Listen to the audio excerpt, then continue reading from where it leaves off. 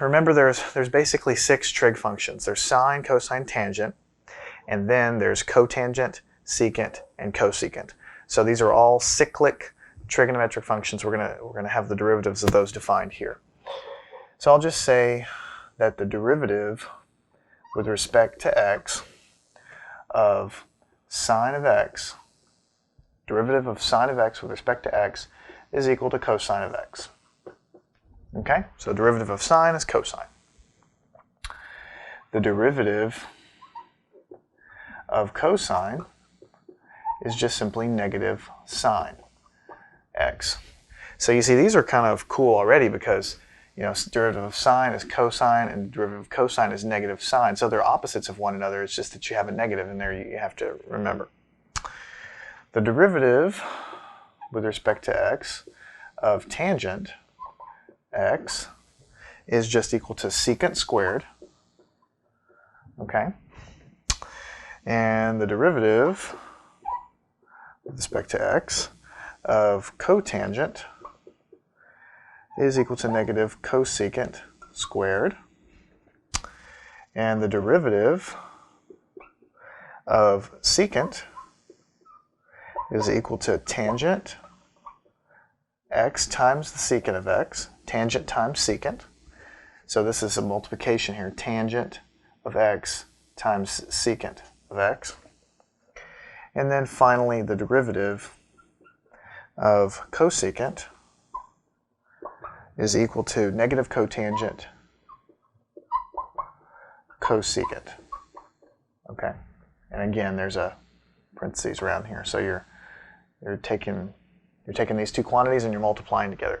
So I know it looks a little bit crazy here, okay, and it's going to seem a little bit crazy at first because we haven't derived squat here. I'm just showing you what the results are because the point here is for me not to derive everything. The point is to learn how to use this stuff. There is a little bit of symmetry here that you'll see, and you can kind of just see it by reading. Derivative of sine is cosine. Derivative of cosine is negative sine. Derivative of tangent is secant squared. Derivative of cotangent is negative cosecant squared. So you see if you write it in this order, you've got a negative here and a negative here, and you'll see you've also got a negative here. And this is secant squared and cosecant squared, so there's a little bit of a symmetry there. Derivative of secant is tangent times secant. Cosecant is negative cotangent times cosecant. So if you say this list, about 10 times, you'll start to just remember it, okay? Now, don't forget, what does a derivative mean? Okay, I'm not gonna go into a lot of detail, but you remember what the graph of the sine function looks like? Looks like this, okay? And this is 2 pi right here. So over 2 pi radians, it has one complete cycle. What this means is that the derivative is the cosine function, right? Which looks something like this. So that means that this is the sine function, and this is the cosine function. So that means at every point along sine, the slope of this line tangent to the curve, which is what the derivative is, you just have to come down here to the cosine and you'll see it. And when you really look at it, look, the sine function is pretty steep right here around 0. Okay, right along here, this is pretty steep, right? Right there. So the slope is pretty high.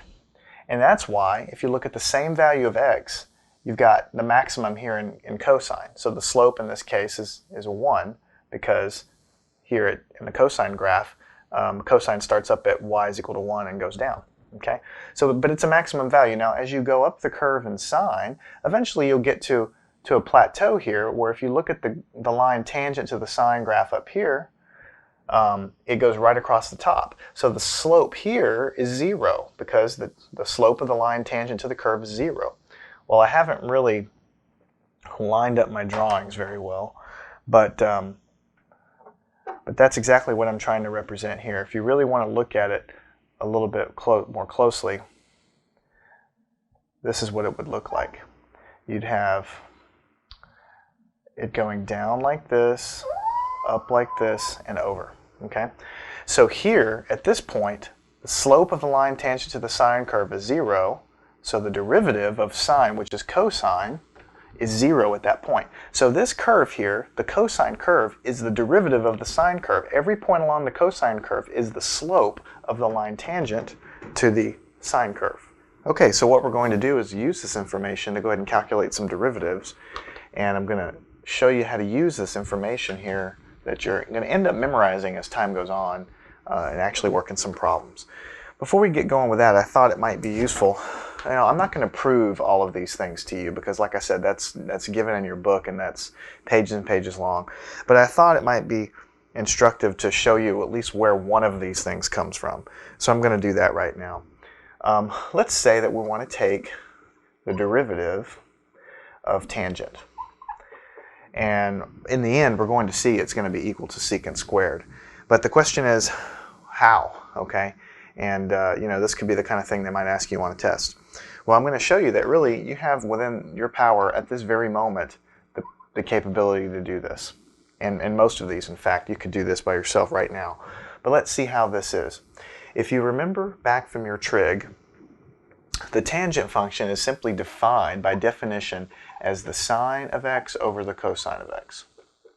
That's a definition. This is something that's just true. It's not anything I'm proving to you. That's what tangent is equal to. So what I need to do is take the derivative of a function that is a function of x divided by another function of x. Now, if you remember, when you have, just from in the section before, if you have a function of x divided by another function of x, this is like f of x, and this is g of x, and these are different functions, then it's the bottom times the derivative of the top minus the top times the derivative of the bottom over the bottom squared. And so that's what we're going to do. We're going to apply this formula that tells you how to take the derivative of two functions of x divided by each other, and we're going to use that. So let's do that right now. The bottom is cosine, okay, times the derivative of the top. Okay, so the derivative of sine is cosine. Okay, you're just going to have to, believe me there and use some of the identities that are given and laid out before you. Bottom times the derivative of the top. Derivative of the top is cosine minus the top, which is sine of x, times the derivative of the bottom. The derivative of cosine is negative sine. So it's going to be negative sine here. And all of this stuff is divided by the bottom squared. Cosine squared x. So just take a moment and make sure you're with me up to this point. Bottom times the derivative of top minus top times the derivative of bottom over the bottom squared. Bottom times the derivative of the top, derivative of sine is cosine, minus the top, which is this, times the derivative of the bottom. Derivative of the bottom is minus sine of x divided by the bottom squared. Excellent. Now I'm going to get rid of this. We don't need this anymore. We've used that formula. Now all we have to do is simplify this. Cosine times cosine is simply cosine squared of x. This is the same way of writing cosine of x squared. You could simply write it like this, but you'll see frequently in calculus when you're dealing with trigonometric functions, or even in trigonometry, when you square something like this, it's just more convenient to write the square here, and you just know that what this means is simply the cosine, evaluate the cosine, and then take that and square it. If it's cosine of x to the 6th power, well then that's cosine to the power of 6 of the variable x. Just want to quickly make sure you understand that. So cosine squared. Now I have a minus and a minus, so that's going to be plus sine squared of x, all divided by cosine squared of x. Now the top here should look familiar to you. That's a big, big fundamental identity. Cosine squared plus sine squared of any argument, and the argument here is the same, it's x, is simply 1. You can go look that up in a table of trig functions. Cosine squared plus sine squared is 1. That is one of the few identities in trig that you actually need to really remember. And the bottom is still cosine squared x. Now, you can write this as simply 1 over cosine of x all squared. Now, just make sure you're with me here. What I've done here is I've pulled this square, and I've made the whole thing squared, and that's true, because here, if I were to square the top, I get 1. 1 times 1 is just simply 1. And then if I square the bottom, well, then I have what I started with. So I just wrote it on the outside. And the reason I did that, I'm going to show you a little aside here. If you pick up my DVD course in trigonometry and pre-calculus, you'll see an entire course of the neat things to remember to help you do well in this stuff. But just suffice to say, if you write down your trig functions in this order, sine, cosine, tangent, cotangent, secant, cosecant. So you just write them in that order: sine, cosine, tangent, cotangent, secant, cosecant, and you draw what I like to call a little rainbow, like this. Then it's easy to remember that 1 over cosine is equal to secant. What this little table is telling you is sine is 1 over cosecant, cosine is 1 over secant, tangent is 1 over cotangent. Likewise, cosecant is 1 over sine, secant is 1 over cosine, and so on. So whichever thing you start with over here is just equal to 1 over whatever's at the end of the rainbow over there. That becomes very, very useful. You notice I didn't look at any table of trig functions. I just happened to, and I don't have all these memorized. I just write it down and figure it out. But you could also look in a table, and you could convince yourself that 1 over cosine is equal to secant. So then what you get in the end is secant squared of x. And that's exactly what we started with. So we've proved that the derivative of the tangent function is equal to secant squared of x. And you can do this kind of thing with any of these, and it's a pretty common test question if you get there. You know, when you get to taking your test on derivatives, prove that, you know, or show that the derivative of tangent secant squared, or that the derivative of cosine is this. You can actually, these are kind of fundamental. You won't really be able to prove these, but when you get into these, you can do some tricks to help figure those out. Let's work some problems. I want you to take this as fact, and it is fact, and that's something that you'll end up memorizing. And we're going to use that information to take some derivatives. So what if you have sine of x plus cosine of x, and we want to find the derivative? Well, the derivative is y prime, and we're going to start easy and we're going to get a little bit harder. When you take derivatives, if you have things added together, you just take the derivative of the first thing, and then you can take the derivative of the second thing, and you add them up. Derivative of sine is given by cosine. Okay? The derivative of cosine is given by negative sine. Okay? And so then you'll just say on your test or your homework that this is equal to cosine of x minus sine of x. Very, very simple, okay? I mean, we didn't do anything magical here. I just said take the derivative, and I'm giving you a table of common derivatives, and you just kind of use that. The one thing I want to point out to you that you might want to do as you go forward is you notice how I didn't cut any corners here. When I wrote the derivative of the first term, I put my plus down, and then I said, okay, now the derivative of cosine is negative sine, and I put that quantity in parentheses, and in the next step, I pulled it out and I put the minus sign in between them. You know, if you're clever, you can just skip this step entirely and go straight here and put this minus sign here, and you might end up doing that. But I recommend in the beginning that you take it slow. Don't try to save one line. Write it very explicitly so that you don't miss a sign error, because you will miss one. It's just a matter of time. What if you have cosecant of x plus, actually what I want to do is something a little bit more challenging. Cosecant of x times the cotangent of x, and you're supposed to take the derivative of that. Okay? So the derivative is equal to, again, you should remember from the other techniques of taking derivatives from before, that if you have two things multiplied together and you're trying to take the derivative, and when I say two things, I mean two functions of x, like here's a function of x and here's a function of x, then it's just the first times the derivative of the second plus the second times the derivative of the first. It's just something you'll end up memorizing, and we've already worked some problems that have used this. The first thing is cosecant of x, so I just write it down again. no big deal, and I'm putting parentheses here to make sure I'm very clear what I'm doing, times the derivative of the second. Derivative of cotangent I have written down right here as negative cosecant squared of x. First times the derivative of the second plus the second, which is cotangent, times the derivative of the first, which is derivative of cosecant. Derivative of cosecant is this stuff. And so what I'm going to have here is I'm going to have negative cotangent x cosecant x. Okay? So we don't need this anymore. We've used that property. I just wanted to write that down for you to refresh your memory. And as we work problems, you will end up memorizing it. So all we did was we used that property first times the derivative of the second term plus the second term, which was this one, times the derivative of the first term. Derivative of the first term happened to be this mess because I just gave that to you right there as a given. So now we just simplify. The derivative then reduces to negative cosecant x.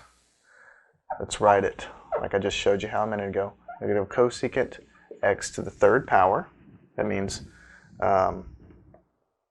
multiplied by itself 3 times. Okay, and then over here I'm going to have minus, because of this minus sign here, cotangent squared x times cosecant x. And you can put parentheses here to keep it all straight, like this. Okay? And that is going to be the answer. It's very simple. You see, you've got to keep your signs straight, and you might think, wow, geez, this doesn't look very simplified. Well, it's about as simplified as you can get. You've got a cosecant here. I mean, I could pull out a cosecant here. I've got a cosecant common, and I could factor it out, but is that really any more simple? Probably not. So I don't want to bother to do that. You may fret a little bit on how simplified you should make these things, and my advice is really don't worry about it. The main point is, how do you apply the formulas to find the derivative? Simplification, I mean, it's great and all, but it's kind of a matter of perspective. Some people like it less simplified, and some people like it more simplified. So what if you have the tangent of x divided by x, and you have to find the derivative? So then the derivative of y with respect to x, this is the same thing as saying y prime. I'm just writing it 2 different ways to show you that you can. Well, you have a function of x divided by a function of x. So we're going to use our formula that you may or may not remember. Okay, so I'm going to have the bottom, which is x, times the derivative of the top. Derivative of the top is secant squared, minus the top, which is tangent, times the derivative of the bottom. Derivative of x is just simply 1. And remember, you take this because this is x to the 1 power. So the 1 comes out of the exponent, and you have x to the 0 power left over. So in the end, you're just left with 1 over x squared. Bottom times the derivative of the top minus the top times the derivative of the bottom over the bottom squared. And you just go into simplify, which is actually pretty much already simplified.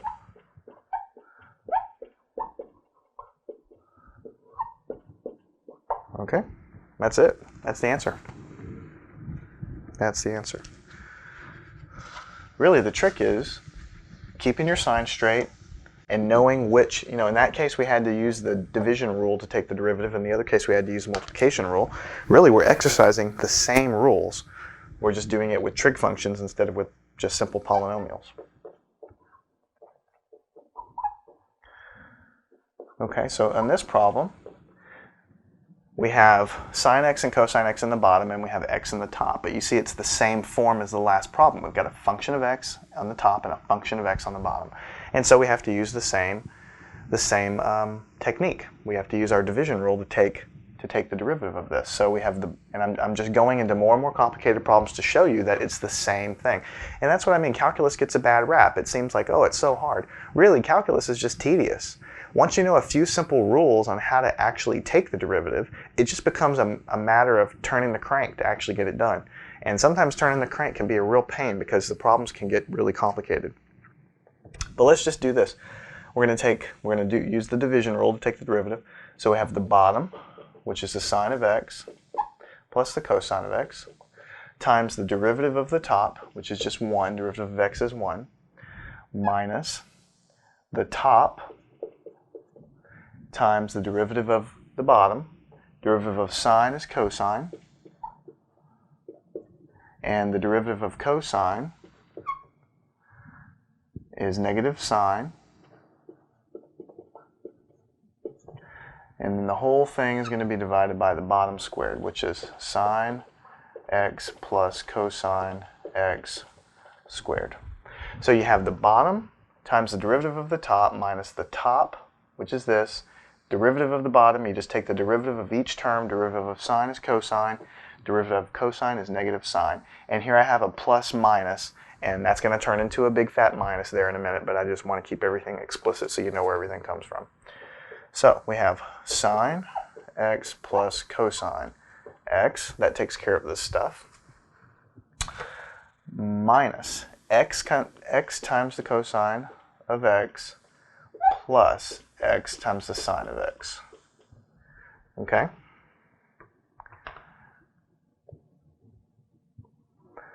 And on the bottom, we're going to have sine x plus cosine x squared. Okay, and so that's basically the end of that problem. You could try to do some more simplification, pulling out sines and cosines, and you could cancel a little bit of the denominator, but you're not going to be able to cancel the whole thing. So this is about as simplified as it gets for this guy. The real trick is just learning how to use the formulas for the derivative. What if you have x to the minus 3 power times sine of x times tangent of x? Okay? Then the derivative, the derivative, y prime. Well, now this may look a little bit weird because you have 3 terms. So what do you do here? Well, my advice to you is, since the rule that you know of so far to take a derivative of 2 things multiplied together would look like this. First times the derivative of the second plus the second times the derivative of the first. That's what we've been working with.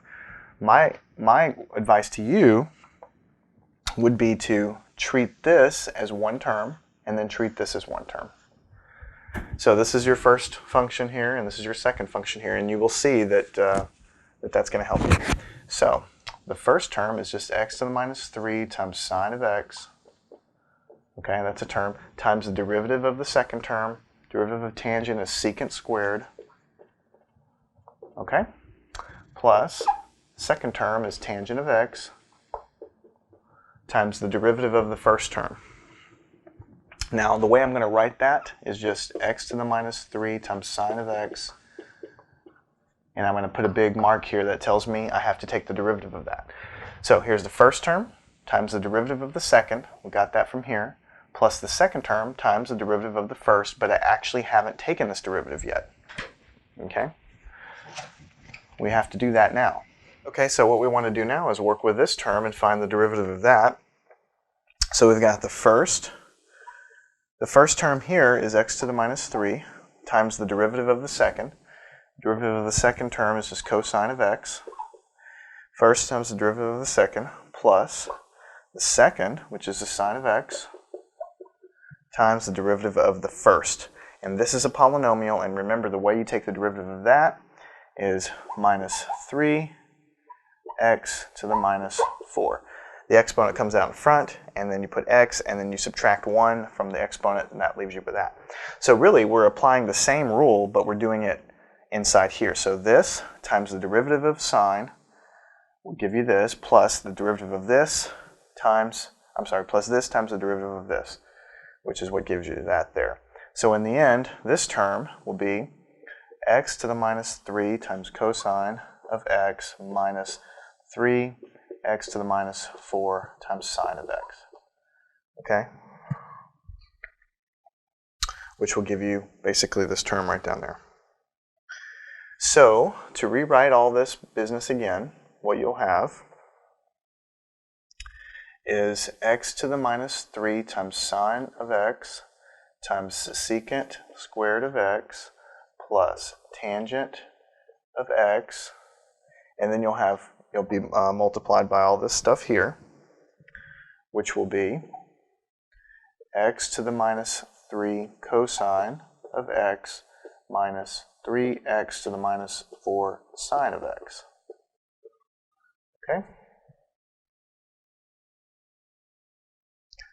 So in the end, really all you're going to have is you can distribute this tangent in, and that's about all you're going to be able to do. So you have y prime is equal to x to the minus 3 sine of x secant squared of x plus, and then I'm just going to distribute this tangent in, x to the minus 3 tangent of x cosine of x, that's tangent distributed into this first term, minus 3x minus 4 tangent x sine of x. So this is the tangent distributed into the second term. And really that's the answer. I mean, it's completely nasty, yes, I agree with you, but this is the answer, this big old thing right here. And it doesn't look simple, but sometimes, you know, things don't look very simple. That's going to be a theme you'll see kind of throughout calculus, is that sometimes the answers really don't look all that terribly simple. Now, I just want to quickly review what we did in this particular problem, just to kind of make sure we're all together here.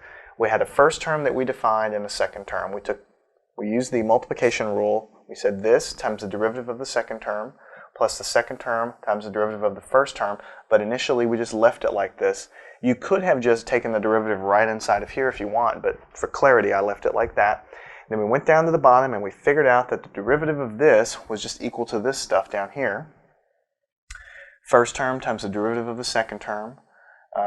First term is this one times the derivative of the second term gives me the cosine, plus the second term is the sine of x times the derivative of the first term gives you this 3x to the negative 4. The negative sign comes from this negative 3 up here. So this term is the derivative of that second term, and then you just distribute this tangent in, you get 3 very ugly looking terms.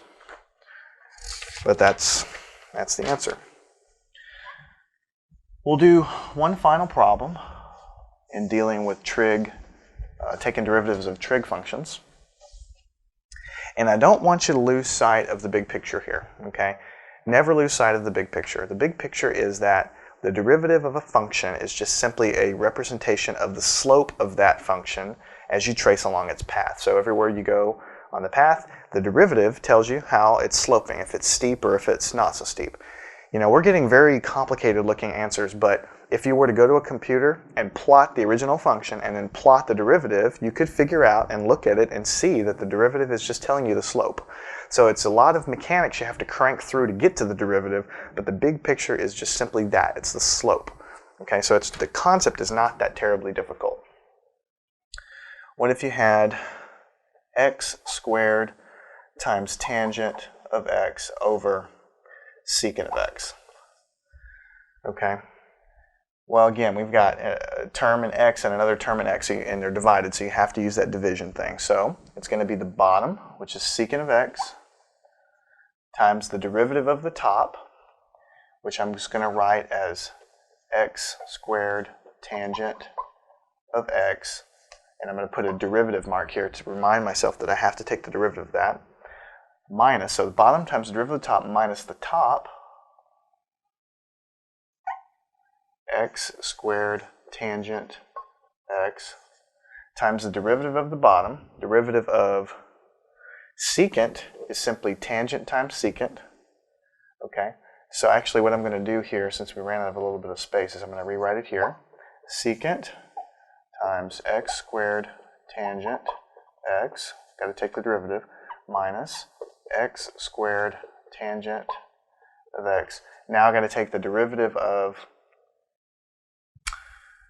bottom times the derivative of top minus top times the derivative of the bottom. So I've got to take the derivative of secant, which gives me tangent times secant.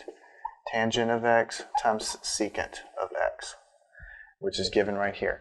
Okay, and then I've got to take the whole thing and divide it by the bottom squared. Secant squared. Okay. Now, what I need to do next is just go ahead and distribute this stuff in. And what you'll actually see very quickly is that, you see I've got a secant here, and I've got a secant here, and this is all multiplied together. and I've got a secant squared on the bottom. So if I were to factor out a secant on the top, both of these secants would come out in front of everything, and I would have a term left over. I've got secant squared on the bottom. So what I know is that this secant cancels with, well, both of these secants cancel with only one of the secants on the bottom, and that's why I've just scratched out the 2, because I still have one secant left over. Now just to recap, okay, what I did here is I've basically, in one step, I've factored out a secant on the top, and then what I would have had left over on the top would be x squared tangent x, and I've got to take the derivative, and then over here I have x squared tangent times tangent, because I have a tangent here and a tangent here. And you can see that you can factor out a secant and from both of these terms, and so that's why I can write it here. Now it was all over secant essentially times secant, because I had a secant squared. So I just scratched through one of these secants and scratched through one of those secants. So on the bottom I have a secant left over. That was what I did in kind of in one step. I just want to show you where it comes from. So I've gotten rid of those secants. So what I need to do next is I go to the next step is I need to take this derivative. So let's do that. Let's take the derivative. It's multiplication, so I have to do it with the multiplication rule. So first term times the derivative of the second term. Derivative of tangent is secant squared. Okay, so now that's this times the derivative of this plus tangent x times the derivative of the first term. And the derivative of x squared, if you'll recall, is just 2x. The 2 comes down, and then x raised to the 2 minus 1 power, or to the 1 power. So I've got this times the derivative of this plus this, the second term, times the derivative of the first. So I'm good to go there.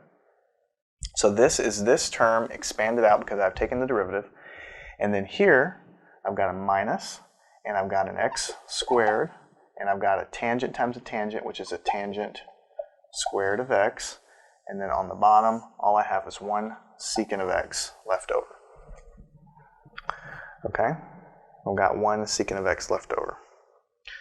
So in the end, really the only thing that you can really do left is, you see I've got an x here, and I've got an x squared here, and I've got a tangent and a 2x here, and I've got an x squared here.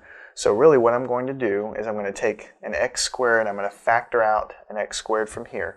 So I'm going to have x squared, and inside of this I'm just going to have secant squared of x minus tangent squared of x.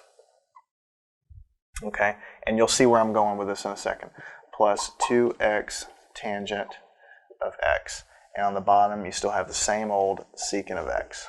Now that's almost the answer. What I did right here is this term, this one right here, and this one right here, these two terms, they both have x squares in them.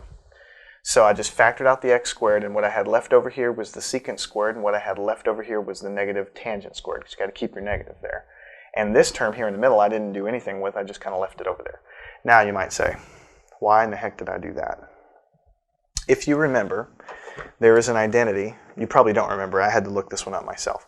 There's an identity from Trig, if you go and you look that up, that says tangent squared plus 1 is equal to secant squared. That's just an identity.